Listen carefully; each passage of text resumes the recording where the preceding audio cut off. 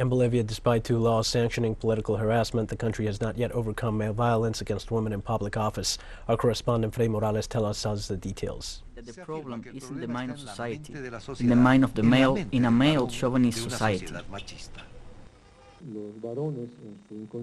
In their mind, men think that because of the strength that men have or because they have not had the same opportunities, women think that women are inferior. It is a social construction. Our parents and the environment often tell us that this is the way it should be. And the political harassment women suffer is not necessarily due to a lack of training for public service in government positions.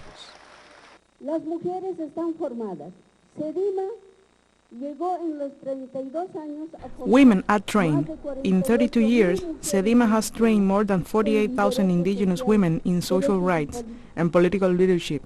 These women have been left aside in the organizations because they were dangerous and questioned what men were doing.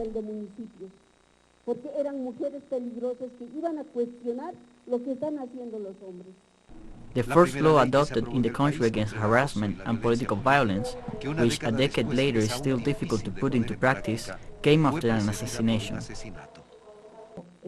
A councilwoman elected in the 2012 regional elections initially made a series of accusations against her fellow council members. We are talking about Juana Guispe. Her fellow councilmen did not summon her to the council meetings. They pressured her to resign. She resisted. She resisted all the harassment she was experiencing from the men until one day the body of Councilwoman Juana Guispe appeared lying in a corner of a province.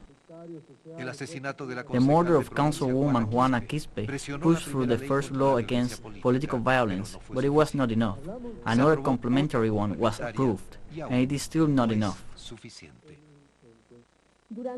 The Supreme Electoral Court and the Gender Unity Office registered 285 cases, of which 130 are complaints, and there are 155 resignations. In Chuquisaca, we have one complaint under investigation, and there are 5 resignations. In La Paz, there are 13 complaints and 23 resignations. In Cochabamba, we have 2 complaints and 32 resignations. In Oruro, there is 1 complaint and 21 resignations.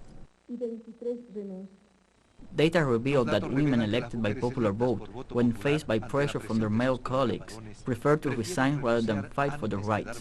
The most frequent pressure, according to the reports, is that man elected as a substitute for a woman pressures her to resign to occupy her position. The pressure may be psychological, sexual, or physical violence. Freddy Morales, teleSUR, Bolivia.